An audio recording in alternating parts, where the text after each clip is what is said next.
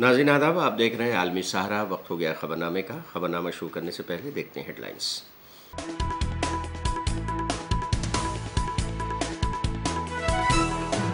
सत्संग भगदड़ हादसे की जांच कमेटी के सदर ने किया जाए हादसा का दौरा। अहम मुलजिम को 14 दिनों की हिरासत में भेजा गया।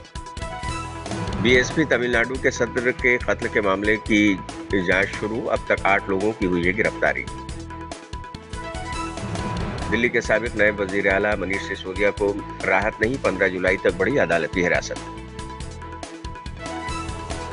बीजेपी के कौमी सदर जेपी नड्डा का जम्मू कश्मीर दौरा। डॉक्टर श्यामा प्रसाद मुखर्जी को पेश किया खिराज। और ईरान के सदारती इंतखाबात में मसूद पेजिशकियान कामयाब। सईद जलीली को 28 लाख वोटों से शिकस्त।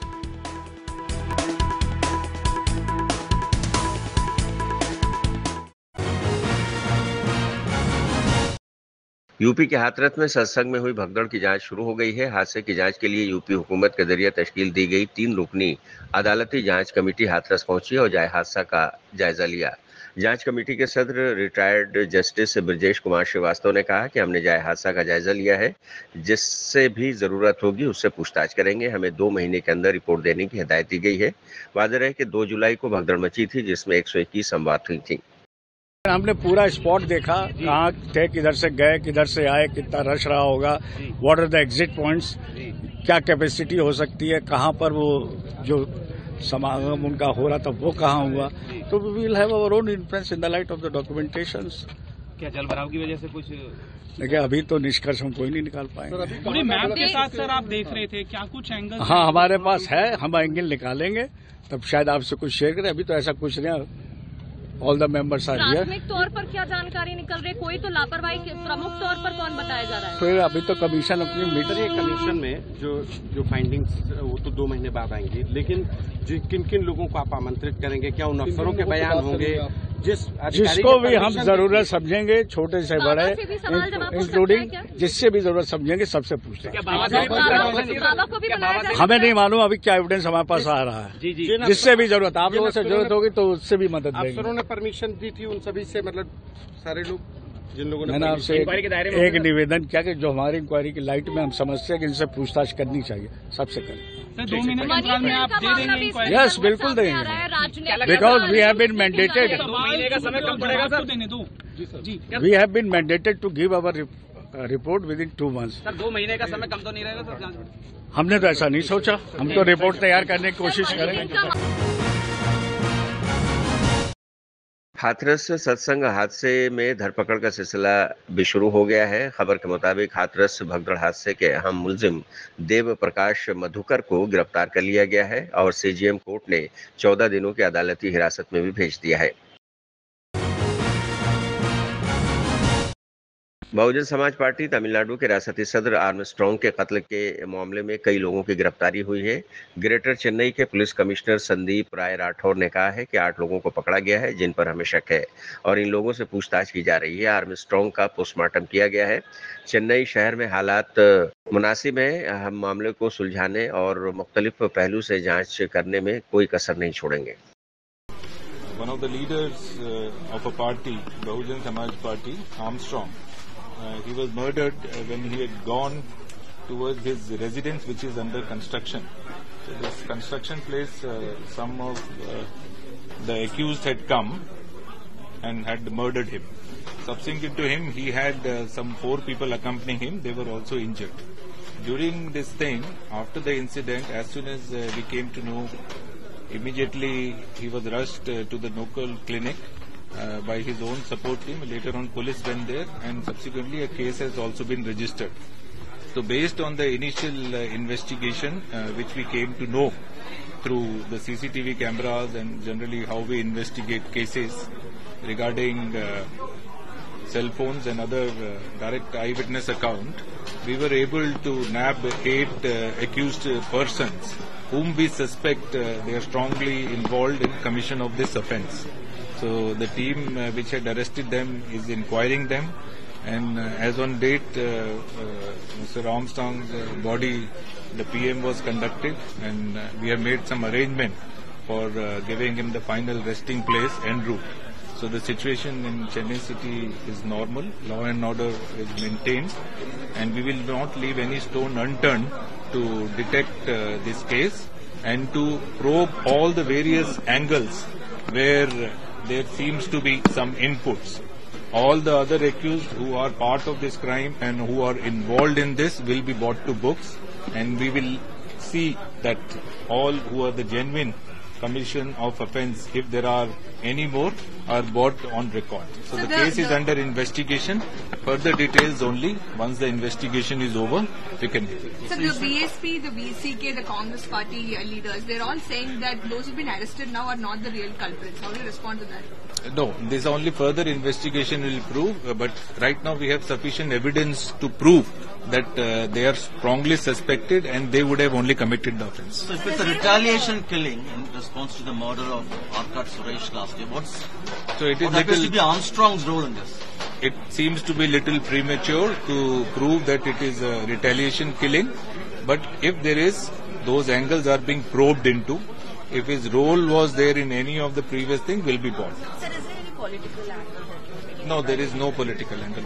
So, did the police not anticipate that there could be a revenge murder after Arkat Suresh? See, he's not in any of the threat category which we have got. So, police was only watching him as a political leader. There was no specific threat or specific input about this kind of an incident. What appears to be the motive now, sir, as of now? No, as of now, as I said, there are 2-3 angles and leads we have got. We are inquiring into them. Since the case is under investigation and we hope to catch all other accused, further details I will not like to Not a political murder? No, it doesn't point toward that. I don't think it's a political murder. That's what I said. So it is nothing like that. There's also criticism that there is an intelligence failure, sir. No, there is no question of intelligence failure because these things work only when there is some input. So there was no specific input in this regard. So there's no threats that Armstrong received because some of them say that they No, there is no specific threat which we have received or any indication or any other thing we had received. As I said before, he was the political leader of BSP. So regarding that, we do have certain inputs during the elections and all that we were keeping watch of. So the 8 people who have been arrested now have essentially surrendered themselves in the police station? No, they have not been surrendered. We were chasing them and that is how we picked up. Is there a big link between these people? Do they have anything in common in the past that you found out? No, some of them are criminals. That's what I said. All the criminal antecedents and how they were involved in other crimes, all that is a subject matter of investigation. Delhi के साबिक नायब वजीर आला मनीष सिसोदिया की परेशानियां कम नहीं हो रही हैं। एक्साइज पॉलिसी मामले में मनीष सिसोदिया को दिल्ली की राव रेवेन्यू कोर्ट में पेश किया गया, जहां मनीष सिसोदिया की अदालती हिरासत 15 जुलाई तक मजीद बढ़ा दी गई है। आम आदमी पार्टी के रुकन पार्लियामेंट संजय सिंह ने मीडिया से बात करते हुए कहा है कि पीएमएलए में पहली शर्त है कि अगर कोर्ट किसी को जमानत देता है तो उसे लगता है कि कोई बेकसूर है। ट्रायल कोर्ट ने अरविंद केजरीवाल जी को बेकसूर मानते हुए जमानत दी थी। ईडी ने फिर हाईकोर्ट से झूठ बोलकर ट्रायल कोर्ट के हुक्मनामे की कॉपी मिले बिना ही बेल ऑर्डर पर स्टे तो ले लिया। ये एक तरह का पॉलिटिकल वेंडेटा है। मोदी सरकार हमें खत्म करने के लिए हमारे पीछे पड़ी हुई है। दूध का दूध, पानी का पानी हो चुका है। पीएमएलए के मामले में अगर किसी न्यायालय से आपको जमानत मिलती है तो उसमें पहली शर्त होती है कि न्यायालय को ये लगना चाहिए कि व्यक्ति निर्दोष है। न्याय बिंदु जी की कोर्ट ने, लोअर कोर्ट ने, ट्रायल कोर्ट ने, ईडी की कोर्ट ने अरविंद केजरीवाल को जमानत दी। उस जमानत के आदेश की कॉपी के बगैर ईडी ने जबरदस्ती जाके हाई कोर्ट से झूठी बातें करके ऑर्डर की कॉपी के बगैर स्टे ले लिया उनकी रिहाई पर। भारत के न्यायपालिका के इतिहास में ऐसा कभी नहीं हुआ पहले। तो ये सारा देश देख रहा है कि किस तरह से बीजेपी की सरकार, प्रधानमंत्री नरेंद्र मोदी जी की सरकार हमारे पीछे पड़ी हुई है। केजरीवाल जी को जेल में डाला, मनीष सिसोदिया जेल में है, सत्येंद्र जैन जेल में है, मुझे 6 महीने जेल में रखा। इनके पास कोई सबूत नहीं है। भ्रष्टाचार बीजेपी ने किया है। 60 करोड़ रुपए की रिश्वत शराब घोटाले में बीजेपी ने शरद चंद्र रेड्डी से खाई है। इसका सबूत चिल्ला चिल्ला के बोल रहा है इलेक्टोरल बॉन्ड के रूप में। तो कार्रवाई उनके ऊपर होनी चाहिए। कार्रवाई उनके ऊपर होनी चाहिए। और इसलिए मुझे लगता है कि जल्द ही सुप्रीम कोर्ट से अरविंद केजरीवाल के मामले में उनको भी न्याय मिलेगा और जमानत मिलेगी, वो लोग भी बाहर आएंगे। ये पॉलिटिकल वेंडेटा है, राजनीतिक प्रतिशोध के कारण, राजनीतिक दुर्भावना के कारण हमारी पार्टी के नेताओं को परेशान किया जा रहा है और उनको जेल में डाला गया है। कांग्रेस के रुकन पार्लियामेंट राहुल गांधी गुजरात के अहमदाबाद पहुंचे। उन्होंने यहां राजकोट गेमिंग जोन सानेह के मुतासरीन और पार्टी के कारकुनान से मुलाकात की। राहुल गांधी ने कहा कि अयोध्या के रुकन पार्लियामेंट अवधेश प्रसाद ने कहा है कि राहुल जी, मुझे पता लग गया था कि मैं अयोध्या से इलेक्शन लड़ने वाला हूं और जीतने वाला भी हूं। उन्होंने कहा कि मुझे अयोध्या के लोग कहते थे कि अयोध्या में मंदिर बनाने के लिए हमारी जमीन ली गई है, कई दुकानें तोड़ी गई हैं और सरकार ने आज तक लोगों को मुआवजा तक नहीं दिया। कि उन्होंने राम मंदिर का इनॉग्रेशन किया और इंडिया गठबंधन अयोध्या में चुनाव जीत गया। ये हुआ क्या? और मुझे जवाब उन्होंने दिया, मैं ये जवाब आपको देना चाहता हूं। उन्होंने कहा, राहुल जी, मुझे पता लग गया था, तकरीबन 6 महीने पहले मुझे पता लग गया था कि मैं अयोध्या से लड़ूंगा। और जिस दिन मुझे पता लगा उस दिन मुझे यह भी मालूम था कि मैं सिर्फ लड़ूंगा नहीं, इंडिया गठबंधन अयोध्या से जीतने जा रहा है। मैंने कहा कि आपको कैसे मालूम? पूरी देश में, मीडिया में, सब जगह राम मंदिर का इनॉग्रेशन हुआ, तो आपको कैसे मालूम? उन्होंने कहा कि राहुल जी, जब मैं अयोध्या में लोगों से बात करता था तो मुझे अयोध्या के लोग सिर्फ 2-3 चीजें कहते थे। पहली बात कहते थे कि अयोध्या में मंदिर बनाने के लिए, क्लीन अप करने के लिए बहुत सारे लोगों से जमीन ली गई, बहुत सारे लोगों की दुकानें, घर तोड़े गए और आज तक जिन लोगों के घर छीने गए, तोड़े गए, दुकानें तोड़ी गई, आज तक उनको नरेंद्र मोदी जी ने कॉम्पनसेशन नहीं दिया। पहली बात, जहां भी वो जाता था लोग उनसे कहते थे हमारी जमीन छीनी गई, सरकार ने हमें मुआवजा नहीं दिया। दूसरी बात, अयोध्या का इंटरनेशनल एयरपोर्ट बना, बड़ा एयरपोर्ट, जमीन किसकी गई? अयोध्या के किसानों की जमीन गई।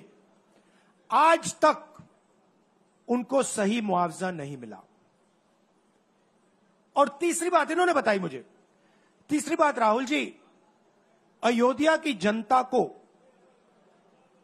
बहुत गुस्सा आया जब उन्होंने देखा कि राम मंदिर के इनॉग्रेशन में अयोध्या का एक भी व्यक्ति नहीं था। यह कारण थे।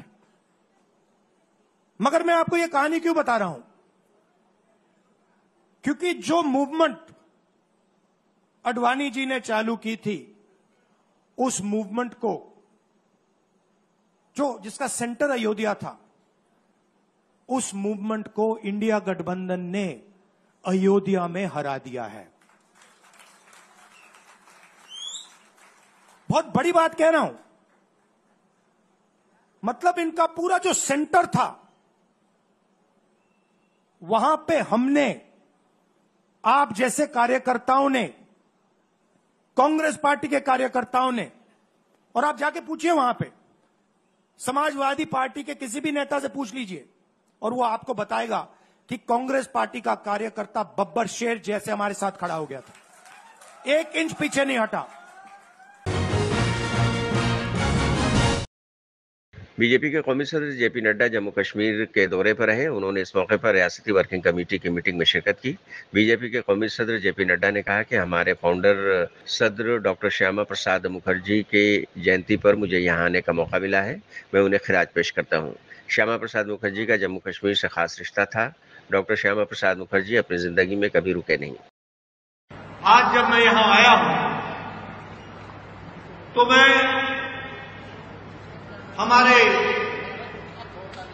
संस्थापक अध्यक्ष डॉक्टर श्यामा प्रसाद मुखर्जी जी के जन्मदिन पर, जन्म जयंती पर मुझे जम्मू कश्मीर आने का सौभाग्य मिला है।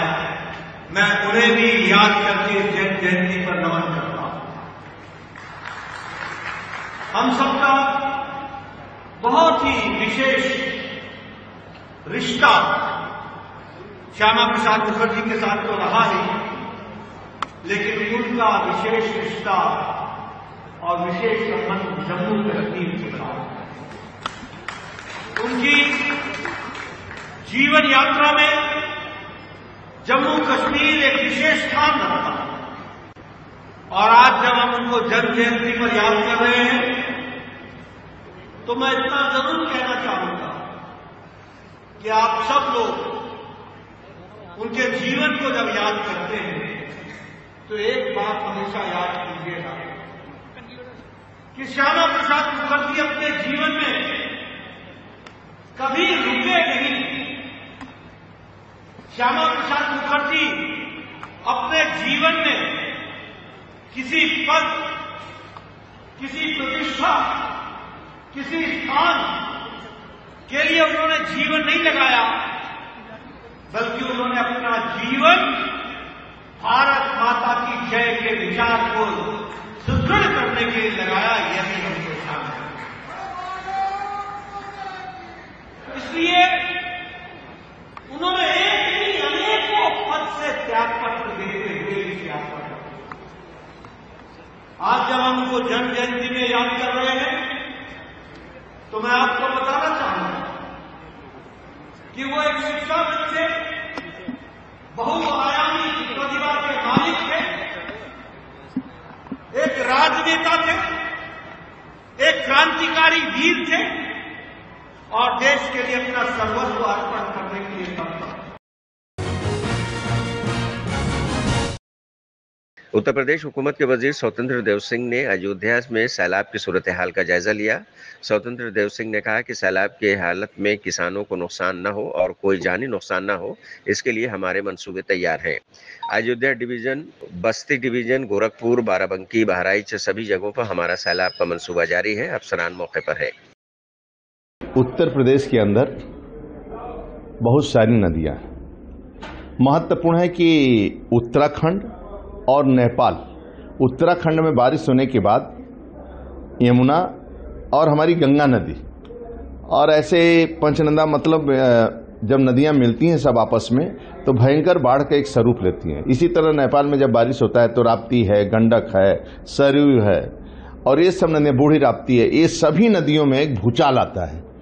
तो ये सभी परियोजनाएं कि किसानों का हानि न हो, जन हानि न हो, धन हानि हो तो न्यूनतम भी न हो, इसका भी हम लोग प्रयास करते हैं। इसी का परिणाम है कि आप अभी देखिए हमारे साथ बाढ़ की जितनी हमारी परियोजना 238 चल रही हैं, मतलब बड़ी परियोजना चल रही हैं, जिसमें हमारी सभी परियोजनाएं पूर्ण हो चुकी हैं। लगभग आज के डेट में पूर्ण होने परियोजना, कुछ परियोजना 100% पूरी हो गई हैं, कुछ परियोजनाएं हमारी 90% पूरी हो चुकी है, कुछ परियोजनाएं हमारी 75 के ऊपर है, यानी बाढ़ से सुरक्षित हम। तो मैं कह सकता हूं कि पूरा ये जो हमारा पूर्वांचल है, देवीपाटन मंडल, अयोध्या मंडल, बस्ती मंडल, गोरखपुर मंडल और हमारा आजमगढ़ मंडल, ये बलिया से लेकर बलिया, मऊ, आजमगढ़ और इधर चलेंगे देवरिया, कुशीनगर, आपका महाराजगंज, गोरखपुर, बस्ती, खलीलाबाद, इस क्षेत्र में, और अयोध्या, अम्बेडकर नगर, बाराबंकी और गोंडा, बलरामपुर, श्रावस्ती, ये सभी जनपदों, बहराइच, ये सभी जनपदों में हमारी बाढ़ की परियोजना चल रही है और अधिकारी कर्मचारी नीचे तक है। मैं पूरा प्रयास करूंगा। आदरणीय मुख्यमंत्री जी भी कई बार समीक्षा कर चुके हैं, जिले स्तर पर जिलाधिकारी भी समीक्षा कर चुके हैं। बाढ़ से संबंधित हर प्रकार का जो बिंदु है सभी पर चर्चा हो चुकी है और सभी हमारी तैयारी है, और ईश्वर से ही प्रार्थना करूंगा कि माँ हम सब पर आशीर्वाद बनाए रहे, किसी प्रकार का नुकसान न हो और जन धन हानि न होने पावे। ईरान के सदारती इलेक्शन का नतीजा आ गया है। ईरानी सदारती इलेक्शन मसूद पेशकियान जीत गए हैं। उन्होंने इलेक्शन के दूसरे मरहले में अपने हरीफ सईद जलीली को 28 लाख वोटों से शिकस्त दी है। मसूद पेशकियान ने 1,70,00,000 वोट हासिल किए हैं। नौमुंतखब ईरानी सदर का कहना है कि सबकी तरफ दोस्ती का हाथ बढ़ाएंगे और सबको मिलकर मुल्क की तरक्की के लिए काम करना होगा। हम आपको बता दें कि सदर इब्राहिम रईसी के हेलीकॉप्टर क्रैश में मौत के बाद कब्ल अज वक्त सदारती इंतखाब कराना पड़ा है। ऐसे हालात में 50 दिन के अंदर इलेक्शन कराना जरूरी था। सदर Ebrahim Raisi supreme leader Ayatollah Ali Khamenei के सबसे करीबी थे और वो सुप्रीम लीडर के जानशीन भी माने जाते थे। गजा में इजरायली फौज के मजालिम के खिलाफ एहतजाज तेज हो रहा है। ताज़ा खबर यमन से है। जुमे के रोज लाखों अफराद ने सड़कों पर निकलकर फिलिस्तीन से यकजहती और इसराइल के खिलाफ अपने गुस्से का इजहार किया है। यमन में निकाले गए इस एहतजाजी जुलूस में शुरका ने इसराइल के साथ ही अमेरिका के खिलाफ भी नारे लगाए और इन लोगों का साफ तौर पर यह कहना था कि अमेरिका की पुष्टपनाही के सबब ही इसराइल मासूम फिलिस्तीनियों पर पिछले 9 महीनों से जुल्म कर रहा है। चीन में तूफान से 5 अफराद के मारे जाने की खबर है। ये गर्दाबी तूफान चीन के सूबे शानडोंग में आया है। डोंग यांग काउंटी में अभी तक कम से कम 5 अफराद हलाक और 88 जख्मी हुए हैं। तूफान की वजह से हुआ युवांजी और शावो टाउनशिप में कई इमारतें भी जमीन दोज हो गई हैं।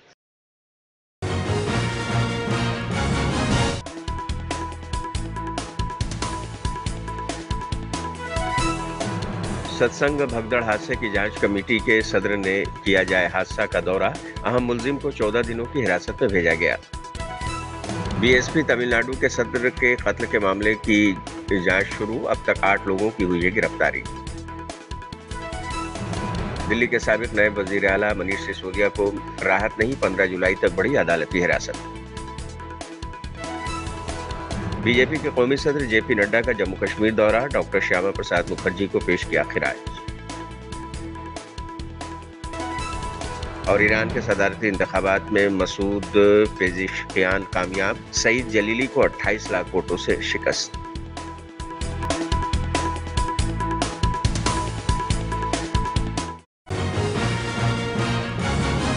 तो नाज़रीन, आज के खबरनामे में बस इतना ही। दीजिए इजाज़त, लेकिन आप देखते रहिए 24 घंटे का उर्दू न्यूज़ चैनल आलमी सहारा। सहारा प्रणाम।